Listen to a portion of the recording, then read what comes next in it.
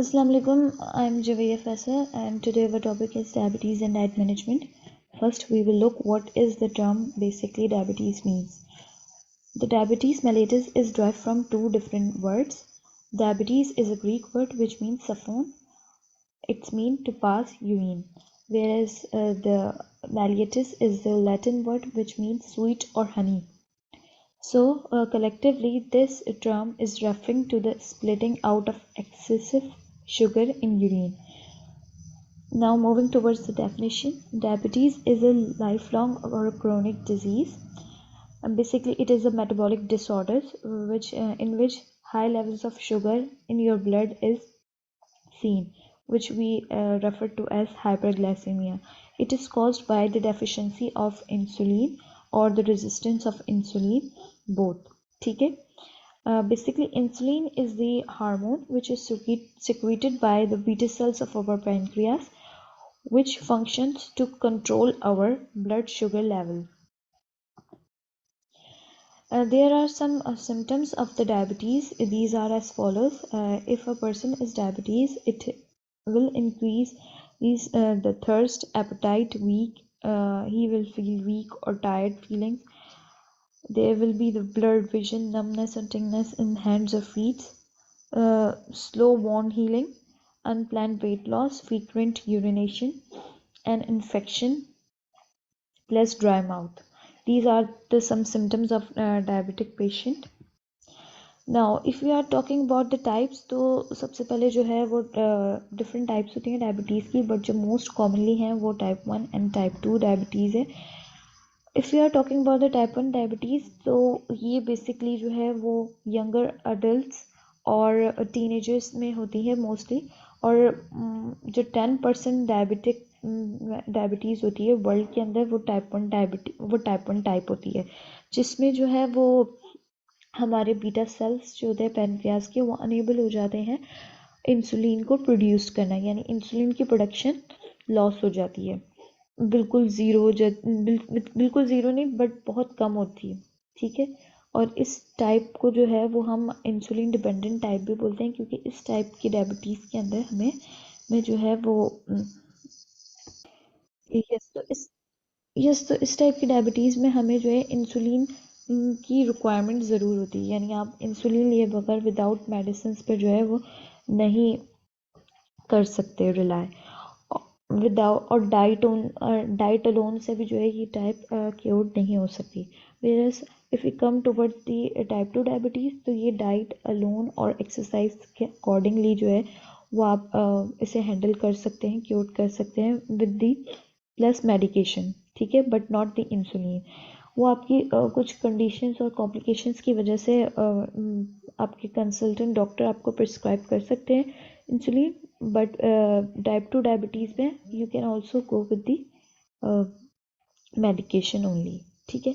अच्छा, तो type 2 diabetes basically जो है वो हमारे सेल्स रिस्पॉन्ड नहीं करते इंसुलिन को. इंसुलिन होता है, इंसुलिन मौजूद होती है, बट हमारे सेल्स जो है रिस्पॉन्ड नहीं करते, जिसकी वजह से हमारे ब्लड के अंदर ग्लूकोज का लेवल रेज हो जाता है और ग्लूकोज जो है वो सेल में एब्जॉर्ब नहीं हो पाता.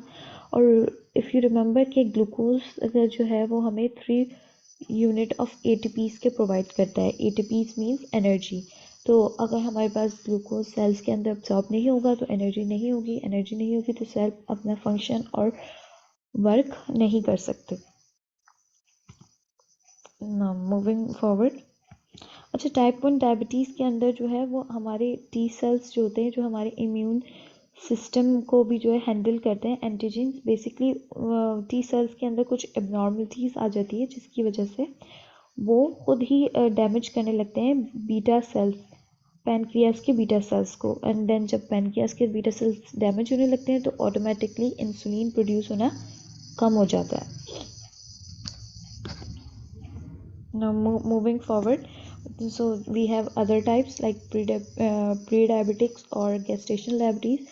प्री-डायबिटिक्स बेसिकली जो है वो भी एक डायबिटीज़ की कंडीशन है. इसमें ये पूरा वेल नोन नहीं है कि आप जो है वो डायबिटिक हो गए, बट ये भी जो है वो एक साइन होता है कि आप डायबिटीज़ का शिकार होने वाले हैं. इसको आप जो है वो डाइट और एक्सरसाइज से से डेफिनेटली जो है वो क्योर कर सकते हैं, ताकि आप जो है वो डायबिटीज़ का शिकार ना हो। वेयरएज द गेस्टेशनल डायबिटीज़ जो है ये ड्यूरिंग द प्रेगनेंसी के दौरान ये डायबिटीज़ नॉर्मली जो है वुमेंस को देखने में मिलती है, इसका रीज़न ये होता है कि इनका वेट प्रेगनेंसी के अंदर जैसे इनका वेट गेन होता है तो अगेन इनके सेल्स जो है वो एबिलिटी इंसुलिन की एबिलिटी को जो है वो एक्सेप्ट करना कम कर देते हैं, जिसकी वजह से ब्लड ग्लूकोज लेवल रेज हो जाता है और ग्लूकोज जो है वो ब्लड के अंदर सेल्स के अंदर एब्जॉर्ब नहीं हो पाता। तो उस कंडीशन के अंदर ये गेस्टेशनल डायबिटीज़ अकर हो जाती है। गेस्टेशनल डायबिटीज़ को भी हम लोग जो है वो डाइट से और exercise with the help of exercise cure कर सकते हैं, और ये आफ्टर द प्रेगनेंसी ख़त्म हो जाती है। ओके, सो प्री डायबिटीज़ को अगर आप बल्कि आप टेस्ट्स की बात करें कि किस तरीके से हम चेक कर सकते हैं कि इफ़ वी आर डायबिटिक और नॉट, तो कुछ टेस्ट होते हैं फास्टिंग शुगर और HbA1c। वैसे तो ओवरऑल टेस्ट है जिसमें जो है आप एक टेस्ट करवाते हैं अपना, उसमें आपके प्री डायबिटीज़ हो तो कुछ वैल्यूज़ होती हैं 5.7 टू 6.4 से तक अगर आपकी वैल्यू आ रही है HbA1c की, तो it's mean you are in the category of pre diabetes. लेकिन इफ़ अगर वैल्यू जो है वो 6.5 से अबव है then you it is regarded as that you are diabetic now. और अगर आपका फास्टिंग ग्लूकोज लेवल जो है वो फास्टिंग ग्लूकोज लेवल 8 आवर्स का, यानी 8 आवर्स से आपने कुछ स्वीट वीट खाया नहीं है, खाया पिया नहीं है, तो वो आपका फास्टिंग कहलाएगा। अगर 8 आवर्स तक आपका 8 आवर्स के बाद अगर आप अपना ग्लूकोज लेवल चेक करें और वो 100 टू 125 मिलीग्राम पर डायलीटर तक आता है तो it's mean that you are pre diabetic. और अगर वो मोर देन 126 मिलीग्राम पर डायलीटर तक आता है then it's mean you are diabetic patient. ये भी एक तरीका होता है चेक करने का, बट जो सबसे ज़्यादा रिलायबल टेस्ट है वो होता है HbA1c का, जिससे हमें पता चल जाता है कि if a person is diabetic और नॉट। ओके नाउ, अब ये था मेन इंट्रोडक्शन। अब हमें इसकी डाइटरी मैनेजमेंट कैसे करनी है। सबसे पहले तो number 1 we have some education about what is diabetic, और जो भी आपका क्लाइंट पेशेंट है उसको भी एजुकेशन होनी चाहिए about their fasting sugar level और रैंडम फास्टिंग शुगर लेवल्स, इन सब की नो हाउ होनी चाहिए। डायबिटीज़ का पता हो कि कौन सी टाइप में वो कौन सी कैटेगरी में वो फॉल कर रहा है, कितना उसे किस चीज़ में क्या खाना चाहिए, क्या चीज़ अवॉइड करनी चाहिए, ये एक तो उसके पास नॉलेज का होना बहुत ज़्यादा ज़रूरी है। सेकेंडली, आपके पास भी और आपके क्लाइंट के पास भी जो भी है। सेकेंडली, फूड चॉइसेस और सिलेक्शन आप जो है वो माइंडफुल होके करें, ताकि जो है डाइट प्लान इजीली हम उसके अंदर जो है वो एडजस्ट करवा सकें। तो फूड चॉइसेस और सिलेक्शन ये आपके ऊपर मैटर करता है।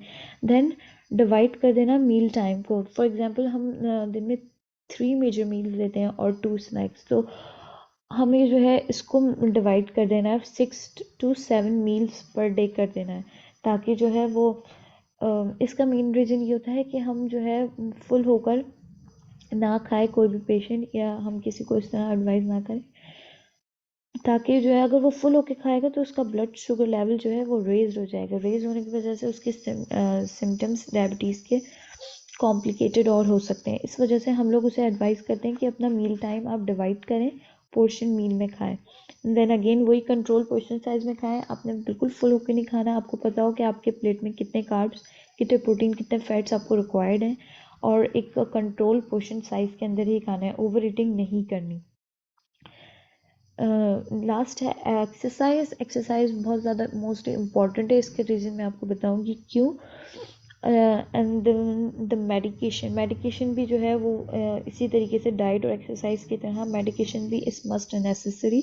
आइदर यू आर टाइप 1 और टाइप 2 डायबिटिक पेशेंट, लेकिन मेडिकेशन जो है वो आपकी की ज़रूर जो है वो रेगुलेट करेगी। विदाउट द मेडिकेशन हम अलोन जो है वो डाइट और एक्सरसाइज से डायबिटीज़ कंट्रोल नहीं कर सकते। तो medication is also important, but ये हमारा डोमेन नहीं है तो हम इसको नहीं डिस्कस करेंगे।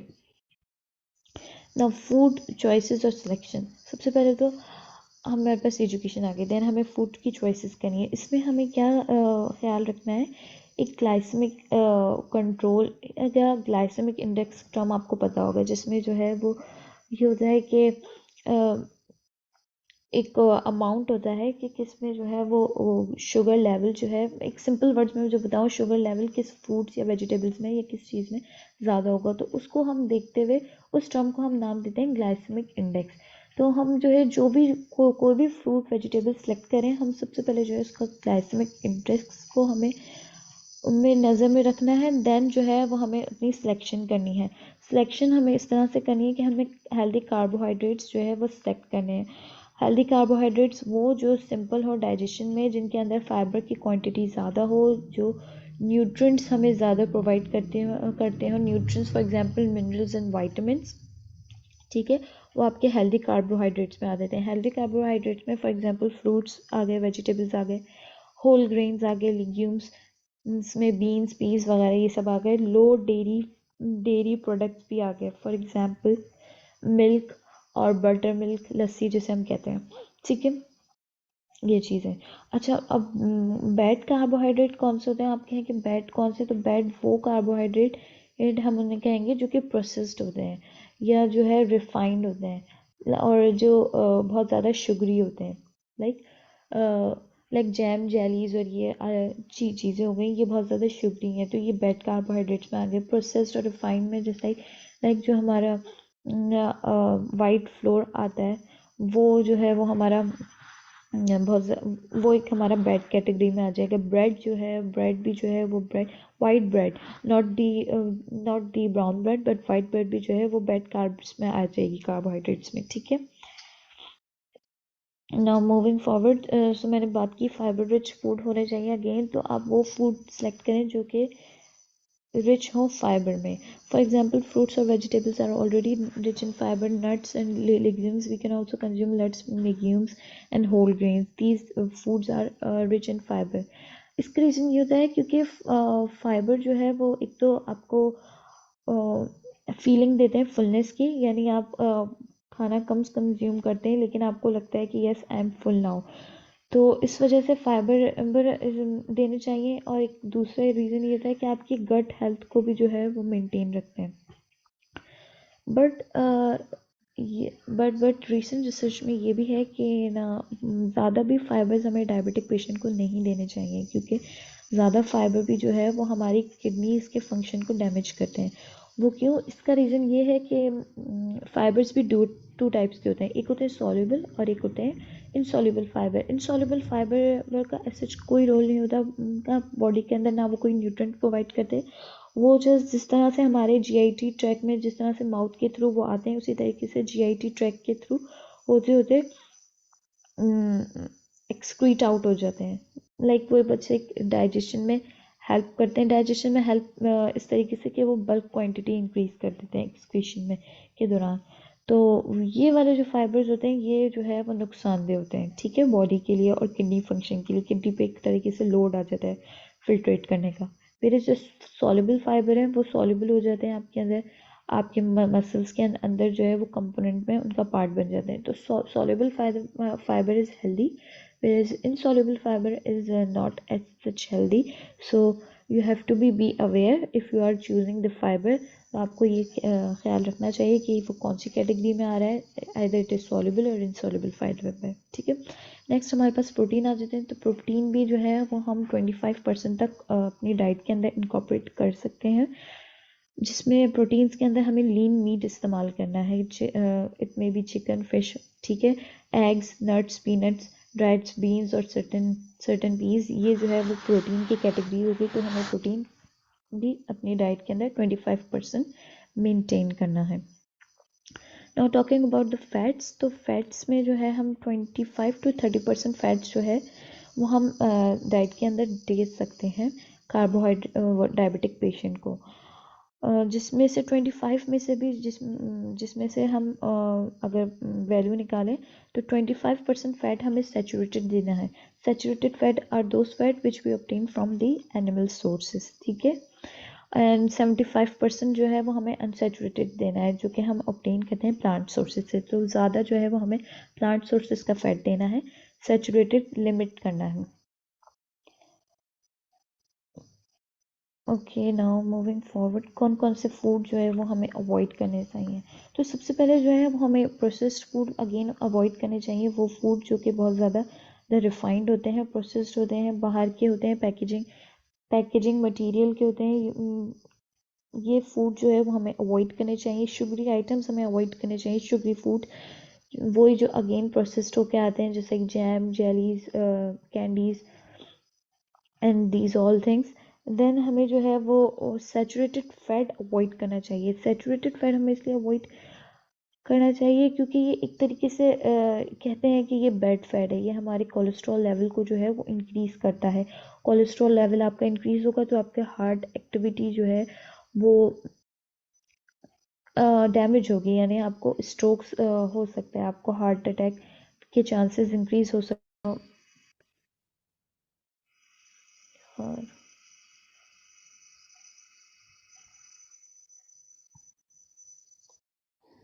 Okay, now my screen is sharing again, मुझे नहीं पता कि कहाँ से स्टॉप हुआ है। वेल तो we are talking about this saturated fat. तो हमें इसे लिमिट करते हैं क्योंकि ये हमें कोलेस्ट्रॉल का लेवल जो है वो इंक्रीज कर देता है, and increase the cholesterol level it means increase the heart attack risk, ठीक है। ओके, देन ट्रांस फैट भी जो है वो फैट होता है जो मोस्टली फूड इंडस्ट्रीज में या प्रोसेसिंग के दौरान जो है वो यूज़ हो रहा होता है, अगेन अगेन जो है रिफाइंड हो रहा होता है। फॉर एग्जांपल जो चिप्स वगैरह आपके होते हैं, पैकेजिंग चिप्स होते हैं, स्नैक्स वगैरह होते हैं, उनमें ये ट्रांस फैट यूज़ किया जाता है। उसको रीज़न ये होता है कि इसकी शेल्फ लाइफ जो है वो इंक्रीज़ हुई हुई होती है ना, इस वजह से ट्रांस फैट भी जो है वो हमारे लिए अनहेल्दी होता है। We should not consume in in this in the diet. Okay, then cholesterol भी जो है वो हम कंज्यूम कर सकते हैं बट लिमिटेड अमाउंट में, not more than 200 milligram per day, ठीक है। 150 मिलीग्राम पर डे जो है आप उन्हें दे सकते हैं कोलेस्ट्रॉल, इससे ज़्यादा नहीं। देन सोडियम भी जो है वो हमें रिस्ट्रिक्टेड करना होता है। सोडियम भी जो है वो not more then 2300 milligram per day. और अगर पर्सन जो है वो हाइपरटेंसिव भी है तो हम उसे कंसीडर करेंगे 1500 मिलीग्राम पर डे जो है वो हम उसे सोडियम देंगे। इसके अलावा वाइट कार्बोहाइड्रेट्स, वही रिफाइंड जो है वो अवॉइड करने हैं हमें चीज़ें। फुल फैट डेयरी प्रोडक्ट्स को भी जो है वो हमें अवॉइड करना है, यानी ज़्यादा चिकनाई वाले डेयरी प्रोडक्ट्स भी हमें नहीं देने, ज़्यादा चिकनाई वाले। अगेन देन हमारे पास है okay, the third is the plate method. Basically हमें जो भी डायबिटिक पेशेंट है हमें उसे काउंसल करना है अच्छी तरीके से कि किस तरीके से जो है उसे अपना पोर्शन साइज वो कंट्रोल कर सकता है, किस मेथड से वो खा सकता है।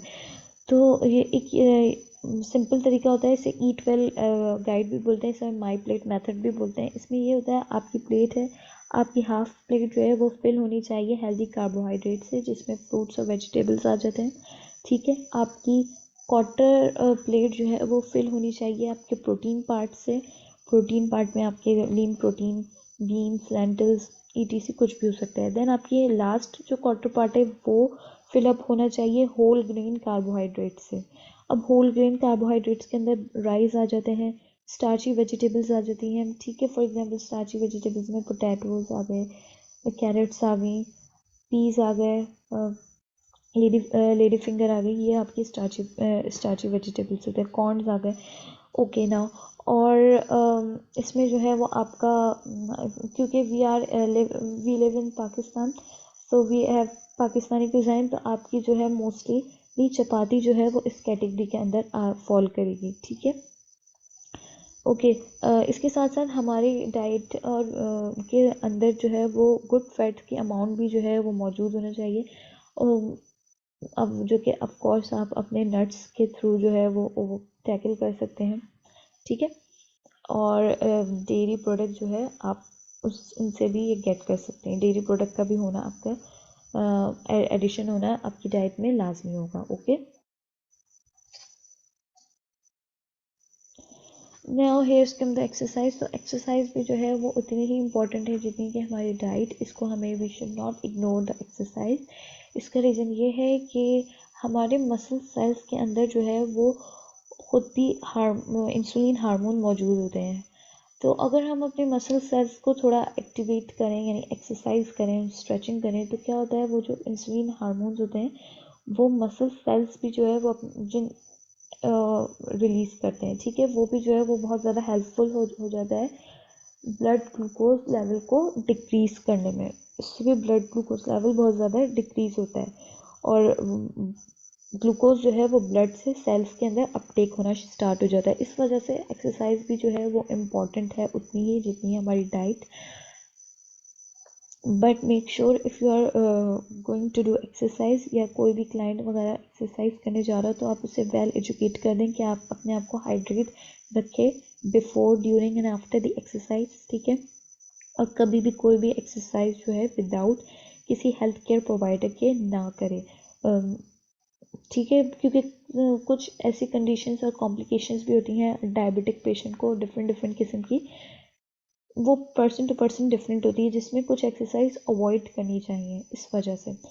फॉर एग्जांपल डायबिटिक पेशेंट है और उसे हार्ट प्रॉब्लम्स भी हैं तो उसको कुछ एक्सरसाइज जो है वो लिमिट होंगी, बिकॉज अगर वो एक्सरसाइज कर लेता है या खुद से करना स्टार्ट कर देता है तो उसकी कंडीशन जो है वो वर्स हो सकती हैं। उसे हार्ट रिस्क जो है, हार्ट प्रॉब्लम्स के जो वो है और इंक्रीज हो सकते हैं, रिस्क हार्ट अटैक का रिस्क रेज हो सकता है। इस वजह से जो है हेल्थ केयर टीम या प्रोवाइडर से ऑलवेज जो है वो एक्सरसाइज के बारे में मशवरा करके देन करना चाहिए।